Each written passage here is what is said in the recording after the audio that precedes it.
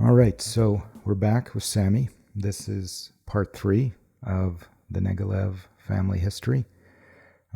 We talked about a bunch of stuff last time, and I think we were going to start this episode by talking about your father Yuri's third wife, Nina Yusakovna. Yeah, that's correct. And my mom passed away in January of 1962. And shortly after, my father got together with another lady. I can't honestly remember how much time elapsed from my mother's death to when we got together. She's a very nice lady, actually, very friendly, very caring, as far as I recall.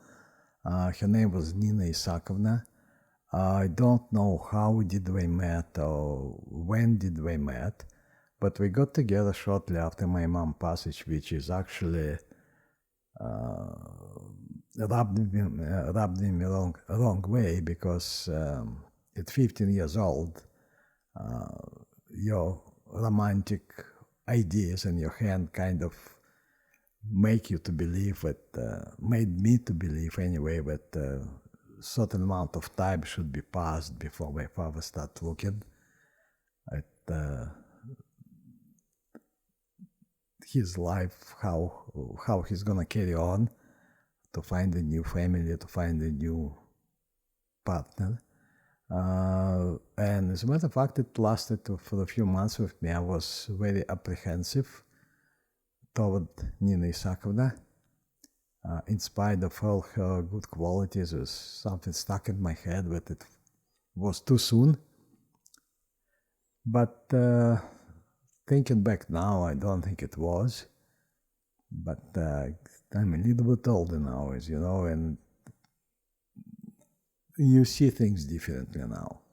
Yeah, that's for sure. So, yeah, for you, probably you were 15 and it probably seemed like it was too soon. I'm assuming you didn't have heart-to-heart conversations with Yuri about this at the time. Not at all. Not at this time. Not after. Not at any other time. Yeah. Yes. It was more of a rhetorical question. Okay, so you were kind of emotionally fending for yourself at the time and just dealing with whatever came your way. Your mom just died. Your father has a fresh new partner, and you're just trying to figure out how to make it all fit in your head. Yes, and I was trying to kind of sort it out just to get myself to understand or get myself to accept. I didn't think about it in such terms back then, but obviously the acceptance was a big part of it. So what were you doing day to day during that, 6-month span, the year span after your mom died? Well, I was still at college, at technical college. I basically went to school every day. This was your last year at the college? No, that was my actually still first year. First year? Yeah, because I got accepted in the fall of 61, and that we were talking about early 62. So it was still first year at technical school. Where Nina Isakovna, she had another, she lived in a communal apartment elsewhere. She had a tiny little room there, and she had her mother living with her, very old lady at the time. And that's how we kind of fluctuate from one place to another. For a while, we went to live in her place, in her room, in her communal apartment, because obviously it was hard to live in two different places for myself and my father and herself. And after a while, we managed to exchange our room in where I was born on Maratha, and her room, which was on, I believe, Petra Lavrova Street. Her room, you mean her apartment? She didn't have apartment. It was room in Kavyudal apartment. She had a room in an apartment? Yes. Okay. Yeah, we've got another 3 or 4 families living there as well. Right. So we managed to trade these two separate rooms in separate places to the rooms which you know, to a place which you know, with 2 rooms on Rakova. That's where we lived when I was born. Correct.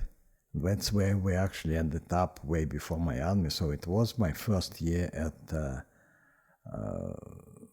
technical college when we made the trade and moved to these 2 rooms.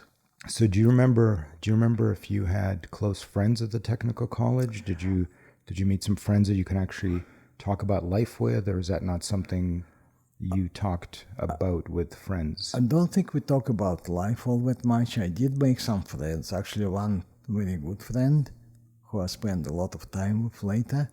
Actually, one of the suburbs, I'm not sure if it was first or second, somewhere in school, I can't remember, in college. He was from Belarus himself. He had a family in a village not far from a city called Grodno in Belarus. So one of the summers, actually, he and I went to stay with his parents in that little village. And that's why I remember that. He was a good friend of mine. He lived... what was his name?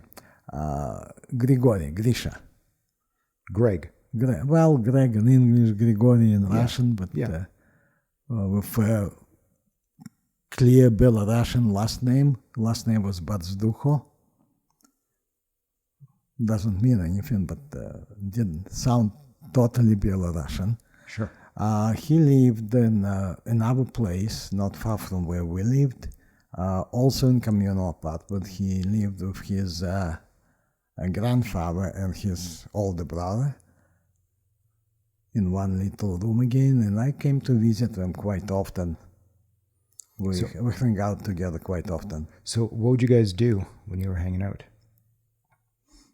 I can't really remember. We've got a very big in a garden we're building. A courtyard. Yeah, a courtyard, but it was almost like a little park size-wise. With a lot of kids where we just hang around. I wouldn't say kids, but teenagers just like me, hanging around, playing cards, just talking about nothing. Were you smoking at this time? I just started, and it's another interesting story. Well, don't know if it's interesting or not. That friend of mine, Grisha, he was smoker, and at the time it was very hard to find decent cigarettes in Leningrad. By decent, I mean something imported from our country. So there's a very big influx of cigarettes from Bulgaria, but it was not consistent. It was not always available. So were the Soviet cigarettes readily available, but you guys were just after the fancy foreign stuff? Well, it's not just a matter of fancy. Soviet cigarettes were available, but were without a filter, and a little bit on the rough side, if you know what I mean. And but first winter, I went to visit in the winter break in the school. Second year winter break in school, I went to visit my relatives in Moscow. For some reason, I just happened to have time and decided to visit them. So I stayed with them, and that's where I managed to find new skates, the ones which I brought with me to Canada. Sorry, I thought we were talking about smoking. I know, but I'll get to it eventually. Okay. I didn't smoke at the time, but I found new skates, and I decided to go try it out on a skating field in a park with open skating. I wouldn't call it skating rink. It was like a big pond, frozen, but it was extremely cold. It was below -20 at the time, and I was skating, freezing my butt off, and I saw a lot of people skating around smoking. So I decided to try because I thought it might keep you warmer. And I had, by that time, I bought a lot of cigarettes all over in my pockets and my suitcase because my friend asked me to bring him as much as I can find because Moscow was awash in cigarettes at the time. So you had pockets full of cigarettes. Well, cigarette. You were skating on a pond, freezing your ass off on your new skates, and you saw people smoking, and you thought that'll warm me up. Part of it was warm me up, and secondly, I felt if I start smoking, I kind of will belong to the crowd. And you were 15? 16 at the time, between 15 and 16 at the time. Okay. So that was my excuse. And I started smoking, kind of liked it. And that did not stop after that until a while later, which probably will be on a later part of my life story. Yeah, we'll keep that part of the story a mystery for now. You'll have to tune into a future episode. Okay, so you went to Moscow. Who did you visit in Moscow? I visited my uncle and his son, Boris, the one you met here in Calgary a while ago. That were the only people I knew, and I stayed with them. The visit did not last long. It was probably around a week at the most. This was your dad's brother? Yes. No, sorry, my mom's brother. Your mom's brother? Yeah, my mom's younger brother. Right. Okay. So you skate, you smoke, you come back to Leningrad. Yeah, came back to Leningrad. I already smoking all the way in the train. You could smoke, and not in a car itself, but where a specific designated area. It's always crowded with people smoking, and I joined the crowd. How long of a train ride was it? I believe the train ride was, if I'm not mistaken, maybe 8-9 hours. And is this the type of train ride you would have done by yourself in the past? I think it's the first time I tried the train on my own. That was the first time for me. It's pretty typical. That's how people got around back then? Oh, yeah. Kids, especially? Everybody, not just kids, because the planes were few and far between, and it's much more expensive, and also time-consuming unless you have to go away by 3-4 time zones. Moscow, Leningrad to Moscow train connection is pretty good. Okay, so you made it back. You made it back to Leningrad. You wanted to show your newfound smoking skills to your buddy Greg. Well, yeah, I brought some cigarettes for him, obviously. Because he was already a smoker. He was smoking, yes. How much of his stash did you already smoke by then? I don't remember. Probably I went through, maybe took packages of cigarettes, because it was one of my last days in Moscow when I tried to get them, trying out the new skates on a cold day. So back to the skates real quick. Where did you buy skates? You went and bought them new at a store, or was there a used market? There was no used market that I knew of. It probably was, but it really was hard to find because with communication, information, and whatnot. There was no internet, no Kijiji back then, nothing like that. What about how much would a pair of skates be? Were they really expensive, or is it something that was relatively cheap? I'm assuming black leather. Yes, I believe, I would say, but I'm not 100% sure. The cost of a boot was about maybe 30 rubles, and the blades were sold separately, probably now at 10. What do you mean separately? You had to attach them? Well, I have to take it to the shop to get them attached. Okay. So are the boots just boots, or are they specific for skating? No, it's a skating boot. Okay. So blades, and the blades are 100% steel. 100% including steel, the mounts. And it's actually high-grade steel, because that's the one I bought, because you could buy cheaper grade steel, but that was a high-end. And then you had to figure out how to get them sharpened. Yes, well, the same place which actually attached them to the boot, we had a sharpening as well. Okay. So we had it all done. So how many rubles did you say? Because all in all, probably cost me between 45 and 50 rubles, which is... Yeah, what does that translate to? Because I have no idea what that means in early 60s. Well, that is very simple arithmetics. When I started working after Army, after the college, my salary was 120 rubles a month. So it's those are about pretty expensive.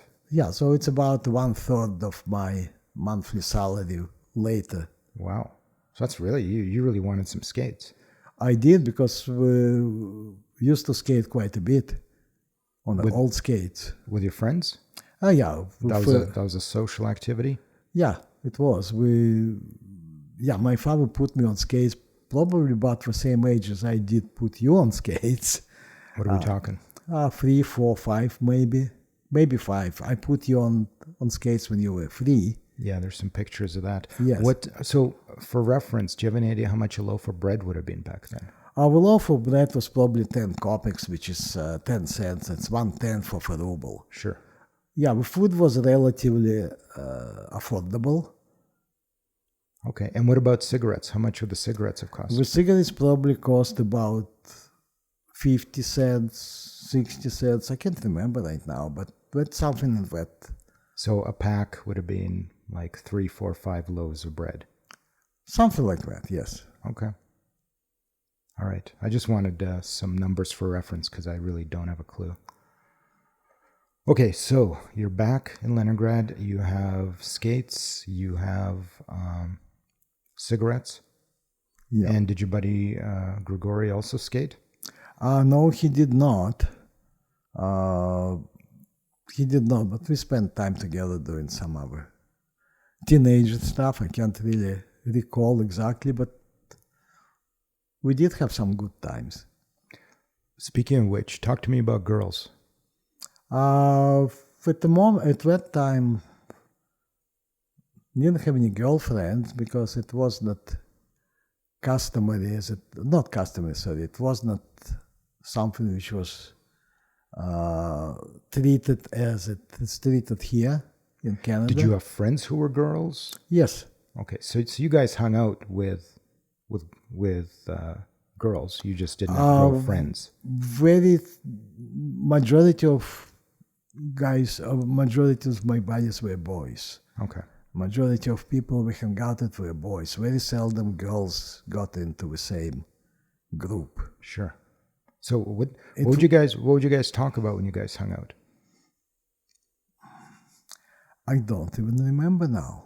General themes, because I vaguely remember what me and my friends talked about when I was 13, 14 years old. Yeah, I know, but don't forget, there's still 25 years difference between you and me, so my memory it's even more vague. Sure.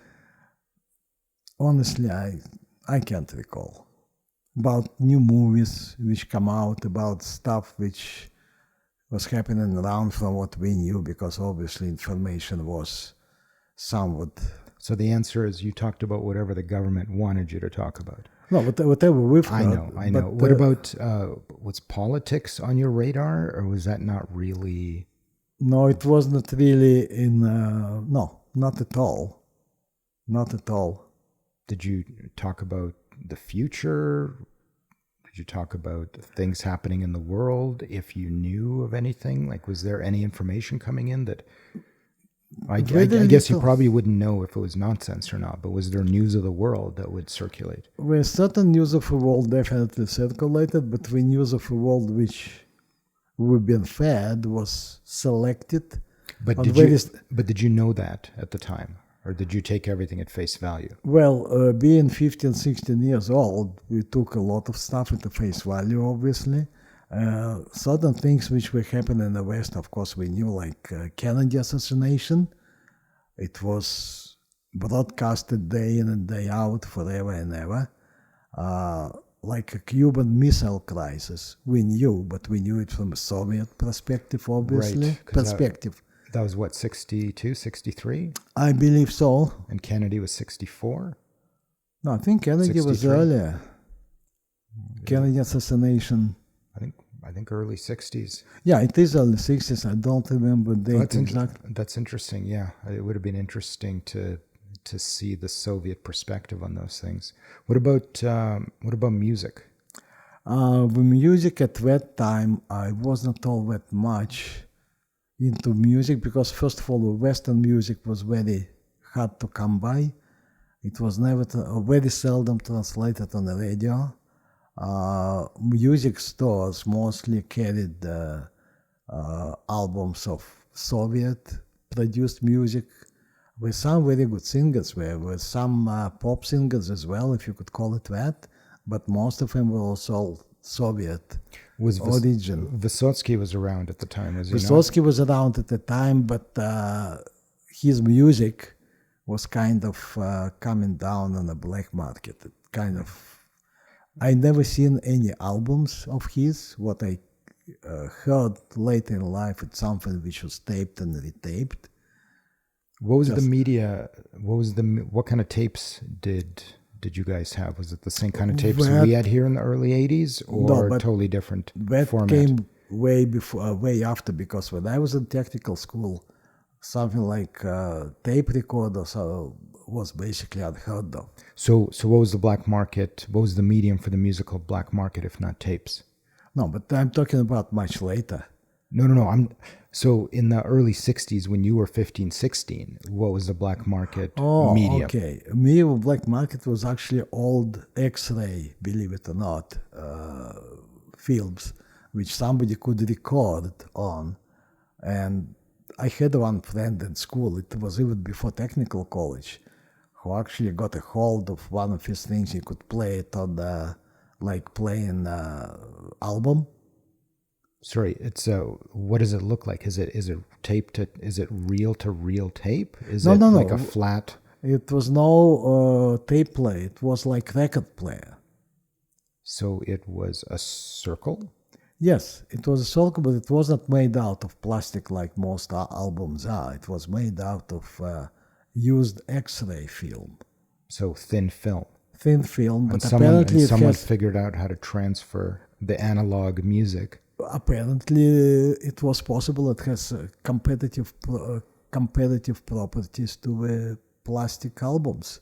Interesting. And you spin them? Yeah, you put it on a turntable. Oh, okay. So you play it on a turntable. Yeah. Yeah, I was just picturing like a rectangular piece of paper. I didn't even know. No. Sorry. Yeah, you play it on a turntable like you play albums. With a needle? Yes. So someone managed to create a groove. Yes, somebody managed to use that X-ray film. X-ray film. That's. I only listened to it twice. Friend of mine from school. It was even before technical college. A guy from my class apparently got hold of something like that. Maybe his hobby. I don't know. And he invited me over to listen. It's the first time I heard some rock and roll. Do you remember artists? Not at all, not even close, no. Do you remember what era of rock and roll you would have been listening to? Not at all, because I probably was 13 or 14 at the time. So this would have been 1960, 61? Something like that. Well, probably late 50s, early 60s. Okay. I wasn't, at that time, I was not really impressed. One thing I was impressed on, but he actually found something like that which actually could be used. You were more impressed that you were listening to something, not necessarily what you were listening to. Yes, and I can't even recall what it was, but the technology, accessibility was kind of impressive. And believe it or not, that was actually not even legal. It was persecuted. I believe it. And I'm not talking about production. I'm talking about even listening to stuff like that. Yeah, the content. Yes. The Western just listening to it, the Western content done somewhere in the black market under the table. What about foreign radio stations? Was that not accessible or not accessible to you at that time? It was not accessible to most people at the time. There was at the time a couple of radio stations, translating some political news and news in general in Russian, but it was shortwave radio, and it was on a wavelength which most of radio receivers in Soviet Union did not go down to. Shortwave. I know where some people managed to modify those receivers so we could listen to it. With BBC was translating something in Russian with something like called Voice of America from US, which was sending some information. Or So did you hear any of this, or you just knew it existed? Not at that time. I knew it existed, but I did not listen. I had no ways to listen it. And probably at the age of 15, I was a little bit Sure. interested. How involved was your father in your schoolwork? Not at all. Not at all. Not at all, because I was always doing fine. I was doing it all by myself, and no, he has no influence and no input in what I was doing. How did you self-motivate? I guess just going along with my friends, and I just like the subject we taught us. It seems to be really easy to understand for me, and it has a good implications. What were your favorite subjects in technical school? Couple of them was a specific discipline we call material resistance, which basically provides design parameters for calculating different portion of a building frames. And another one was design of a buildings itself, designs of frames of a building, which was also interesting to me.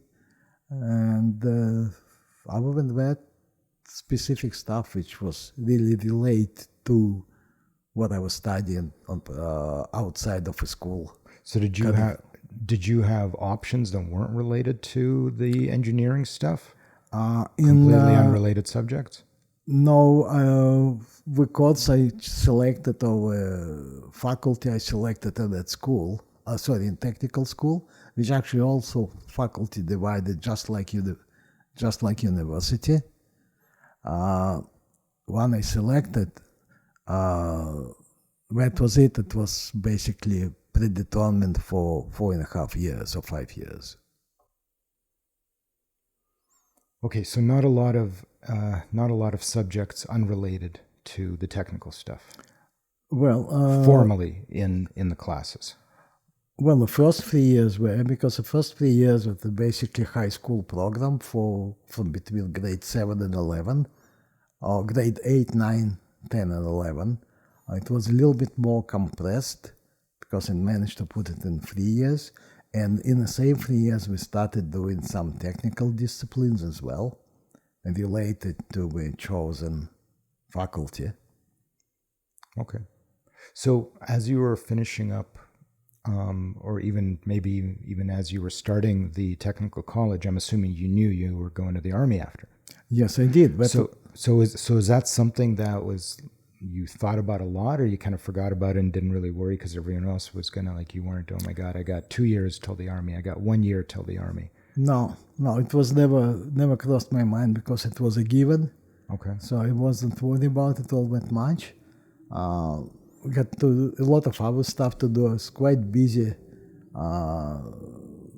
in school or the technical college with doing a lot of stuff because we did a lot of projects ourselves at the end of each semester. We went through exams twice a year at the end of each semester.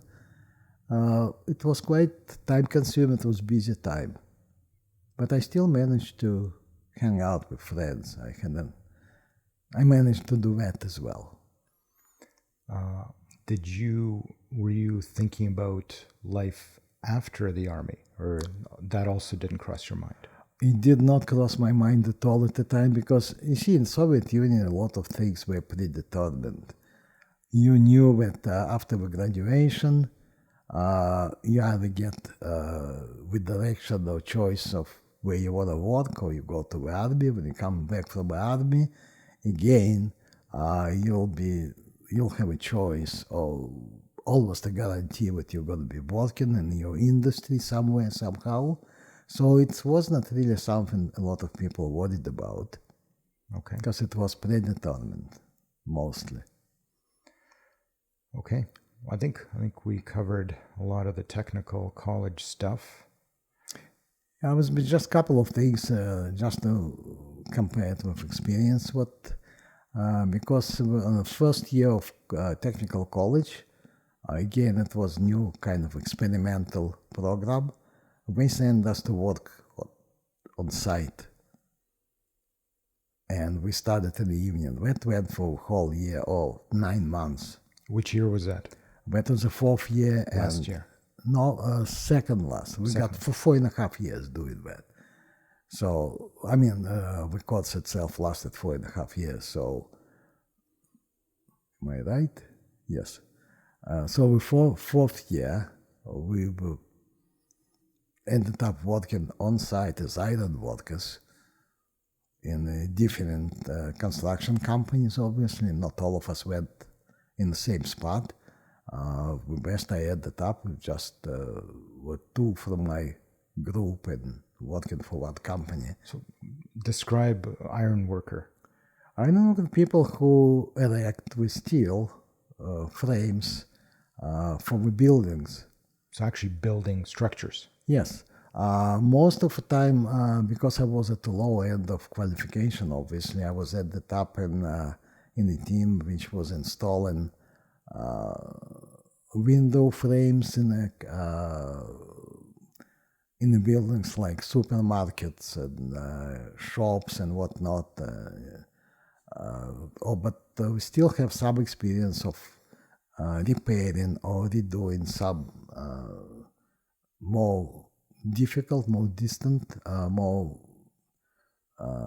complicated work, putting up some buildings and whatnot. Sure. Did you say windows in supermarkets? Yeah, metal window frames, well, big ones. No, I get that. It's just, it's a novelty hearing that there are windows in supermarkets.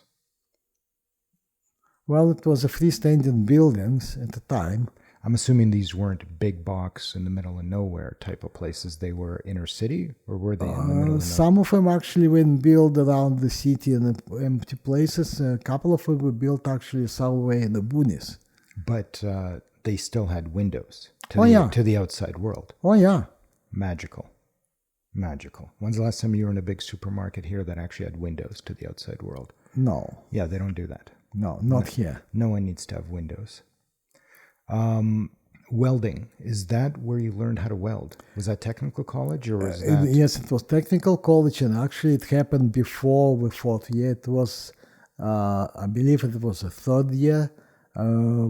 Technical college had its own welding shop right on the same grounds, and we spent, I believe, around 2 months as a welding practice there. So as a matter of fact, I've got a welding certificate. I still have it here. I brought it with me. Nice. I'll show it to you one of these days. Yeah, I'd like to see it. Do you remember what type of welding it was? It was stick welding. Stick? Yeah. Is that because I'm not that familiar with welding. I know there's something called MIG. I know there's something called TIG. That terminology which I'm not familiar with. I know in here, in Canada, I was working in a steel fabrication shop as well, and I know the most welding way was done with a welding apparatus which was fed continuous wire. Mm-hmm. But we also stick welding on a partial way as well here, just to repair certain items or do some kind of after. So that's just, you're just describing the material, either a continuous wire or a stick. Yes. That you kind of feed, you just hold yourself. Yeah, with a holder of a stick, the stick has some, I wouldn't say, I don't know how to say it. It's not just metal stick, it's covered with some kind of... conducting material? No, the stick itself was conducted, but what was around the stick is actually what was covered in the welding seam when it was done.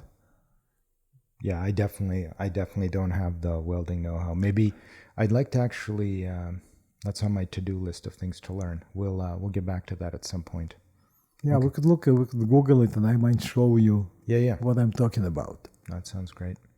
So yeah, I had a welding certificate actually, and when I went to a site, to work on site, I had to do some welding there as well. And it was all over the place. We worked on many different objects. Sometimes you had to go outside of a city. Was this paid work? Yes. So that's how you made your money for your skates and your cigarettes. Skate and cigarettes came before that, way before that. That was my first or second year for skate and cigarettes. So how did you have money for the skates and cigarettes? Well, I was given a stipend from that college. We paid students small amount of money. I believe it was something like $30 rubles a month, kind of allowance. And because I was on the top of a class, there was some bonus to go with it. That's quite motivational. It was. You see, the whole system of education in Soviet Union was built that they paid you small amount when you studied, but after you graduate, they will send you to wherever they want to send you for at least 3 to 4 to 5 years. Sorry, are we talking army now or No. career related? No, career related, job related. If you graduated as an engineer from university, they could send you for 5 years, or they will send you for 5 years minimum, to a place of their choice, whenever they thought your profession would be in demand or needed. So they pay you to study for the privilege or the right to send you wherever the heck they want after. Yeah.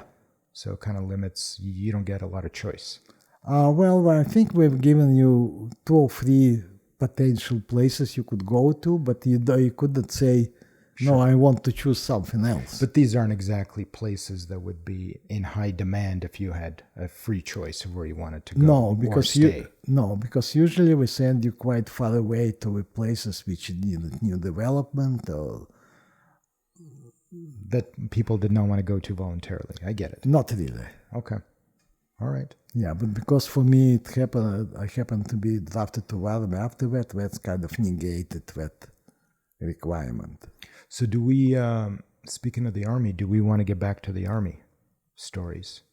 Yes, you can, but just a couple other things before there's more. I keep wanting to move on. That's fine. Speaking about... We'll just tack on more episodes at the end. We can do that. Just speaking of that 4th year working on site, that's where I learned to drink vodka.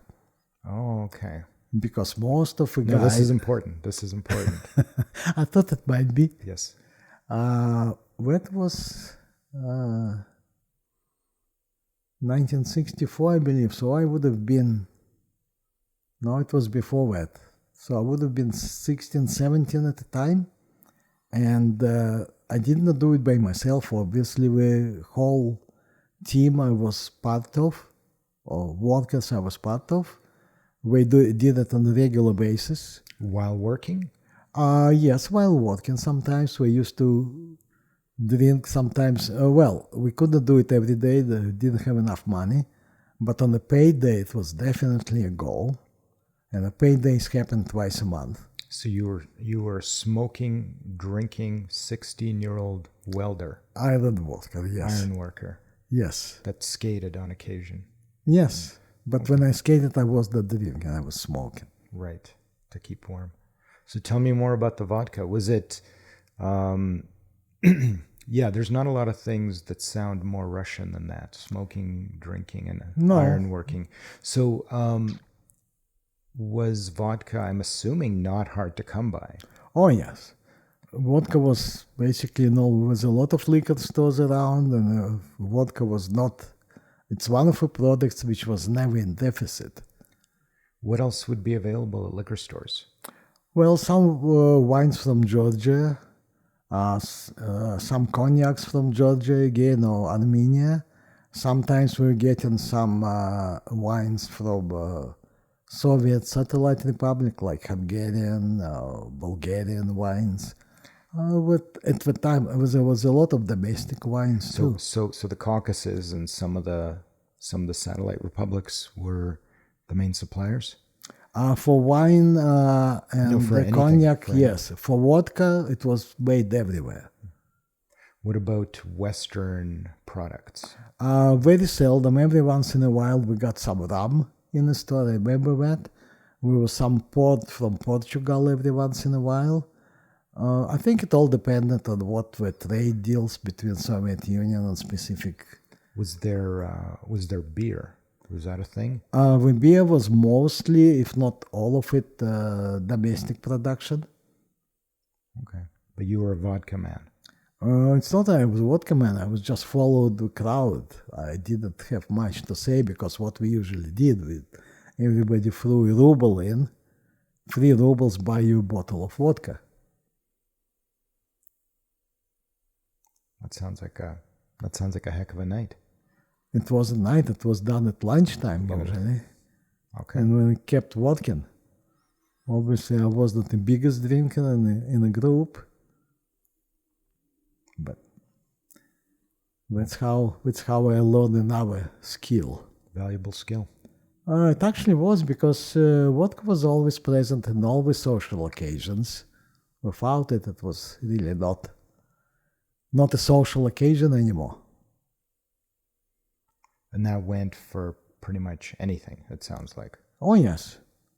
Well, there was a a custom where sometimes by any liquor store, you could always find 1 or 2 guys standing by the door looking for the third one, so we could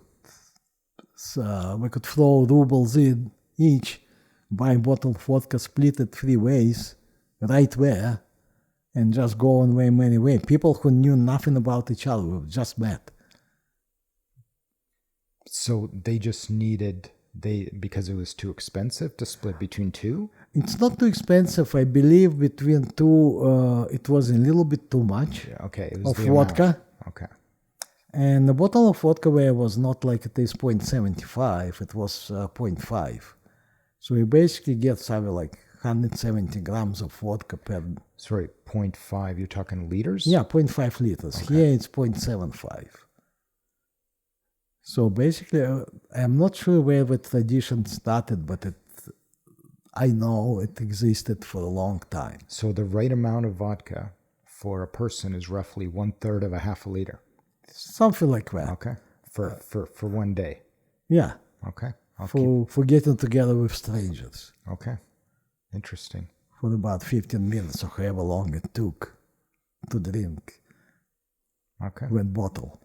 And after you're well and fully drunk, that's when the fighting begins? What's the next step? No, I don't think most of the people didn't graduate to fighting on that. You probably needed more than a third of bottle of vodka to get into the mood.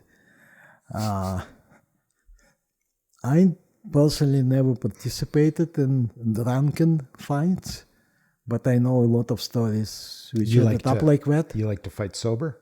No, just didn't get to that stage. Okay, you avoided fighting in general. Yes. Smart. Yes, because I wasn't. Probably I didn't keep a company with the people who get to that stage on a regular basis after drinking. That's what I think. Did some of your friends take the drinking more seriously than other friends? Yes, there's a couple of them, not too many, but a couple of them who actually became addicted alcoholics. Makes sense. Makes sense. Alcoholism in Soviet Union and present Russia is not considered an illness. It's considered a social thing. It's the norm. Well, it's a norm which is not really approved, but it's a norm which nobody can do nothing about. Yeah, I have very vague memories of my childhood in the Soviet Union. I was quite young, but still I remember there being a lot of people who seemed drunk to me. Oh, yes. Because I could tell the difference between sober and drunk. Okay, yeah. And it was never you or mom. No. It was always parents of friends. Parents of friends or just people out in the street. There's a lot of drunk acting individuals. Oh, absolutely. There was quite a few people on the street.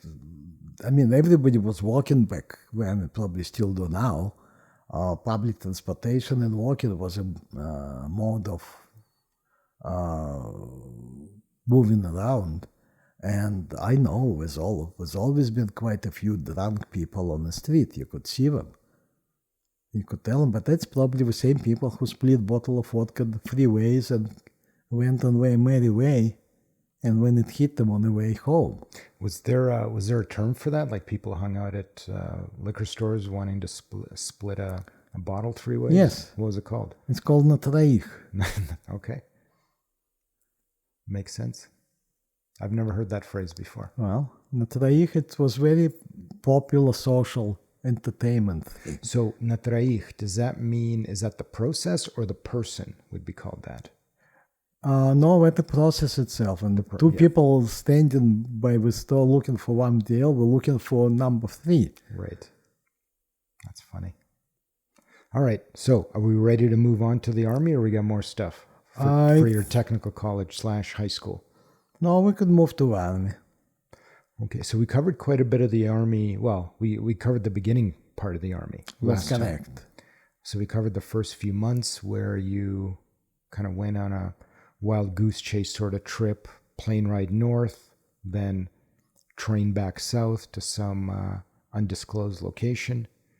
And that's where you talked a little bit about the barracks and the sergeant and how it wasn't exactly a country club that they sent you to. Not exactly. And just to recap very quickly, so basically I got drafted in January of 1966, went to army, went through the boot camp.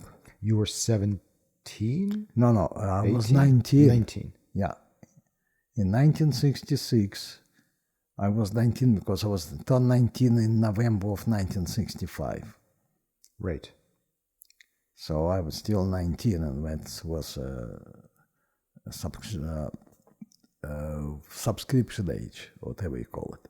Anyway, not subscription, what? Conscription. Conscription, that's the right one.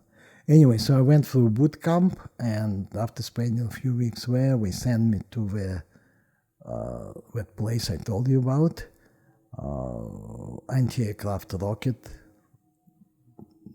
subdivision, which was circled around the place where strategic rockets place was. What was that place called again? The station we got off train was called Plisetsk, and from where they took us by truck or by vehicle, took us to our positions. Place where strategic rockets were located was called Mirny, which means peaceful. Mirny. Yeah. Strangely enough, it's peaceful with strategic that's rocket. That's why it's peaceful. Yes, that's why it's peaceful. And around it was a ring of anti-aircraft protection, rocket-based aircraft protection, which I ended up on one of them. It was in the middle of a swamp, 14 kilometers from any paved road.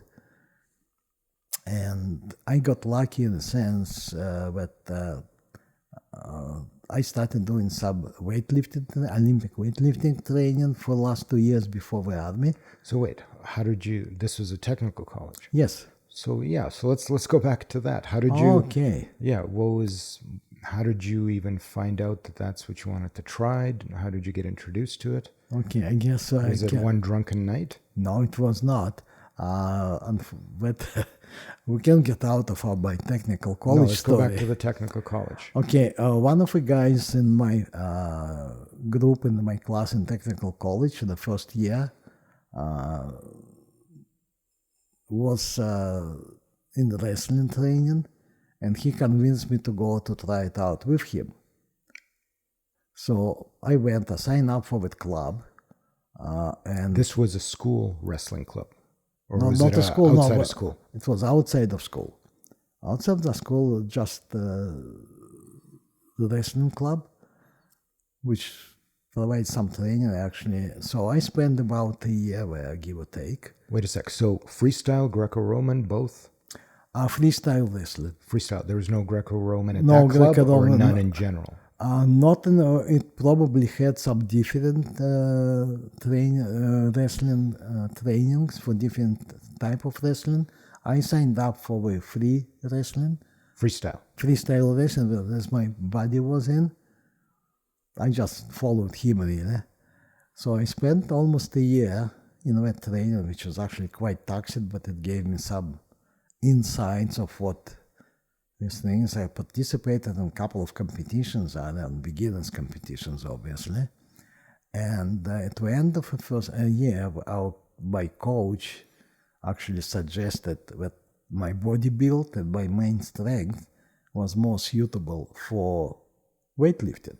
Were you a bad wrestler, or they just the coach thought you'd make a good weightlifter? The coach thought that with my body build, I would probably be more successful in weightlifting. So you weren't that successful in wrestling? Not really, because I had, relatively speaking, short arms and small. I didn't have much of a grip, short arms, short legs, and guys in the same weight class as I was, much taller with much greater reach. So that was his assessment. Sure.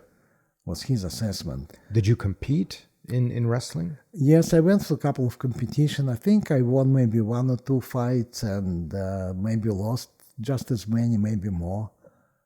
But it was competition, obviously, on a very low level. Did you enjoy the wrestling? I did like it, but I enjoy the training more than actual wrestling. You like the training more than the competition, yes. Sure. Because they put us through a lot of stuff. And I remember walking home from wherever I had to take a tram. My legs were just like spaghetti. Sure. So you wrestled for a few months or a few years? No, it was less than a year. It was basically during the school.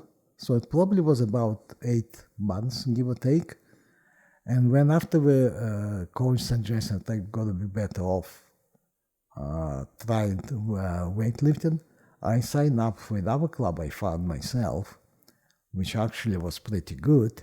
So the coach suggested weightlifting. He didn't suggest a club. He just thought, hey, you'd be good at weightlifting. Go find yourself a club. Or was there an affiliated club that he suggested? It wasn't an affiliated club, but I think he gave me a couple of names, if I remember correctly. Again, yeah, it was a while ago. But you guessing. Went and found one on your own. No, I believe it could have been one of he suggested. And I found it, and it was quite easy to sign up for it. I mean, it didn't cost anything. Same as wrestling, didn't cost anything. Like it literally didn't cost anything, or cost so little it was practically to free? Sign up, it would cost practically nothing. You just had to buy your own gear for wrestling, like special shoes and special, whatever you call it, body. Singlets, whatever it is, yes. And when I signed up for weightlifting, actually I did get some weightlifting shoes, belt, and whatever else I needed. So who paid for these facilities? This is all government? This is all... that specific facility I signed up for actually belonged to a huge factory. But all of it was all government funded, or was it, or were these factories government funded as well? So you can't really call it private sector. No, it definitely wasn't private sector. It was funded by the factory, but factory itself was funded by the government. Sure. So it's all part of the communist system where. So was it normal for people to be able to choose the sporting activities they did? Because it sounded like you just signed up for a wrestling club, then you joined a weightlifting club. At that time, I believe it was available, and one of the reasons for that, because that's a base from which eventually, if you get good enough, you could be noticed, and when you could be pulled up the level and pulled up to more prestige or more a rare club, which not everybody could have access to. You have to reach a certain level in your chosen sport to get there. Sure. So it was a way for the government to get the athletes to one day hopefully bring great pride and success to the nation. Absolutely. Okay. And like in any other sport, weightlifting, and wrestling, and anything else, once you get to that level and you get to elite club, when beside the good training and good facilities, whatnot, we've also started some medical assistance, so to speak. Some medical intervention. Yes. We'll definitely get to that in the future. So this was not. So you started weightlifting. So I started weightlifting. You just showed up one day and said, "Hey, I'd like to lift some weights." No, yeah, I got to sign up, and obviously I've signed up, went through some basic original training, like just basic techniques and stuff like that. Wait, so like you just walk into the gym, you sign up, and some guy's like, "Hey, come over here," or is it a group of people? Paint me a picture here. It was a group of people. We had two coaches were working, which was their full-time job, paid by the factory, obviously. Because that was actually the club was named after the factory as well. And one of my coaches actually briefly held the world record in clean and jerk. Very briefly, but he still did. So at what point? So did they inject you full of steroids before, No. before or after the first orientation? Not before, not after, because okay. no, you have to get. I'm just goofing. I noticed. I noticed. Okay, so did you fall in love with it immediately? I did actually. Maybe not right away. Maybe not in 24 hours, but I like doing that. I guess because it worked well for me. So I, just to make a long story short, I went to a certain level. I got some degree. Well, we have some a ranking system. Ranking system where in the weightlifting specifically, you have to lift a certain weight or sum of certain weights to rank in 1, 2, 3 categories. So I get to the ranking area, ranking spot. So when I was drafted to the army, I was ranked in weightlifting. I wasn't nowhere the top, obviously, nowhere near the middle even, but I still have some experience in sub-ranking. And coming back to the army, when I got sent to that hellhole of anti-aircraft protection thing. The anti-aircraft protection services? Yes. As my luck had it, where what I call head office, not head office, where high up commanding staff, or what they call it. I don't know. Officers? What are you talking about? Not an officers. I was talking about the central command of that army I was in, because it was actually a big army. The base? Not the base, but... Are you talking about the building or an organization? Not the building. I'm talking about organization. Okay. That whole army, which had tens of thousands of people in it, we had a competition, like any other place had at the time, and it happened to be weightlifting competition.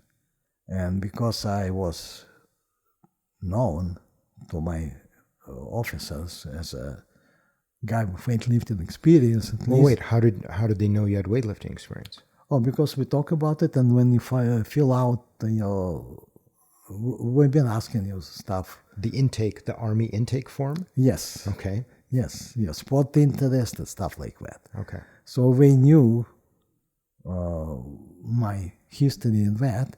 So they actually did send me to that competition.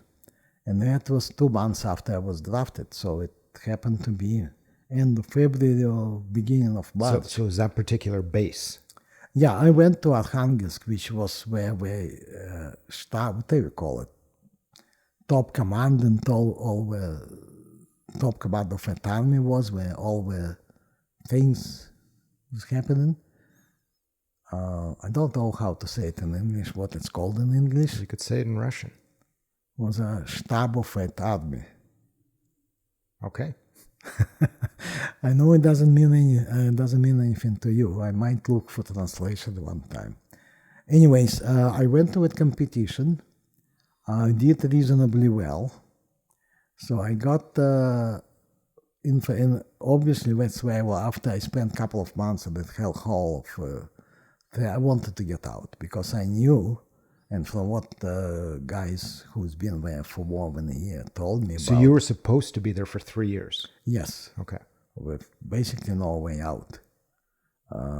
So I wanted to get out of this thing. So once I came back from competition, I started writing letters back to people who organized that competition in the first place, where it was being as a big army, we had a sports club. So it was an army base and it had a sports club? Yes. Okay. Just to maybe help you out understand, if you remember the hockey team from Soviet Union called CSKA, Sure. that was a top club of all of Soviet Army, Central Sport Club. But each army within that umbrella, they had their own sports clubs. And there's hundreds of them, I presume. So that was army I was in, also had its own sports club, which actually was organizing, was competition and training and whatnot. And that's where I started writing a letter saying that I would like to. So where'd you get the idea to write the letters? I guess for myself. Like I just wanted to get the hell out of that hellhole. So you try anything. So you just wrote some letters to see if you get reassigned to... Yeah, if they would accept me into that club. What was the location of this place? Location was in Arkhangelsk, which was a city, big city. Where's that in Russia? Up north, that's where we flew. Okay. In the first by Close plane. to the north coast? Yes. Okay. Or Yes. on the north coast? It is on the north coast, yes. Okay. So you wanted to get transferred because it had the sports club facilities and you wouldn't have to guard that shithole missile base. Yeah, and it's not just that. It was a city. It was a city, and I would be able to do what I love to do. I don't know what else I would be entitled to later. I found that later on. But I wrote maybe not one letter, a few. And eventually we responded that will accept me and send the transfer request to my commanding staff. How long did that take? It took probably month and a half going back and forth. So it was fast. So the letters paid off? Oh, absolutely paid off because, and it's not just that, and I also got lucky because that hellhole was in the middle of a swamp, which was accessible only in winter time on a frozen log road. Once it was all melted down, it was not. So it was cut off. Everyone who was there for the whole summer. Yeah, because you couldn't get out by vehicle. No, there's no vehicles could get through. All the supplies for the year, food and stuff, and everything else which was needed. I would imagine that's one of the reasons they put it there. No, we put it there just because it was part of a ring, which surrounded. Was it the swamp or was it whatever it was? No, they just said it should be in a circle, let's say 50 kilometers from that place. No, I mean the reason they put the base there in the first place because it was really hard to get to. By foot, yes, but it was. I mean, if you mean get by enemy during wartime, yes. During wartime, I don't think it would be such isolated thing. Okay. No, it was not hidden. It was out in the open, 14 kilometers from a paved road. But if a war came to that place, then it would be already lost to begin with. Right, it's so far east that... No, it's so far north, and if war came to that place, that would mean that all the strategic rockets from that place we're supposed to protect was already used. Well, I mean, if the war got to that place, it was so far east that everything west of it was already in enemy control. Yes. Yeah. Which would have been most of the Soviet population at that point. Yeah, well, it was not exactly too far east. It was mostly north from Moscow, maybe a little bit more east, but not that far. It was way up north. But I don't think that was the reason. The reason was somebody on the map took the what do you call it? Compass? Protractor. Yeah, just Drew a circle. Drew a circle, say it has to be 50 or 100 kilometers from that midnight place with strategic rockets, and we need 6 installation, and with 6 want to split it 6 way with hit the swamp. Good luck. That's why we build it. So you found out by letter that you are going to get transferred eventually? Yes, the letter came to me, but I think the same request actually came to my commanding officers area. And they had to approve it? Or they had to allow it? No, I don't think we had to allow it or approve it. It just was request from a higher up. It was an order. Yeah, it was an order, And I got lucky. They needed you to go lift some weights up north. Well, I guess we did. We probably had some high hopes. They wanted to bring great glory to their particular army unit. Yes, to their army, to their sports club, and if I will advance even more, we'll be even happier. That's awesome. And I managed to get out of it in April. I think it was mid or end of April when the snow started melting. And I think it was the last truck which actually, or one of the very last trucks which actually left that installation and managed to cross that swamp to a paved road. You managed to get on the last truck north in springtime. Yes. Well, it's not just north. I got to a paved road which took me to a rail station. I took the train back to Arkhangelsk with 300 or 200 kilometers, whatever it was. Anyways, yeah, it took with 14 kilometers, if I remember correctly, it took us between 2 to 3 hours to traverse. Because with logs were already sinking and snow was melting, so... Anyways, I made it. So you arrived in the springtime? Yes, I believe it was April or end of April maybe. What year? 1966. Okay. So, lucky for me, I only spent basically 3 months at that hellhole, give or take. So we've been chatting for well over an hour at this point. What do you say to leaving it there and picking it up at? How do you pronounce it? Arkhangelsk. Okay, I'll let you. Gesundheit. I'll let you say it. What do you think? Should we pause for now? Pick it up next session. Yeah, let's do that so we know at least where we stop, because it's going to be clear in my mind, because I remember that trip very well. All right, let's pick it up on that trip. Till next time. Okay, let's do that.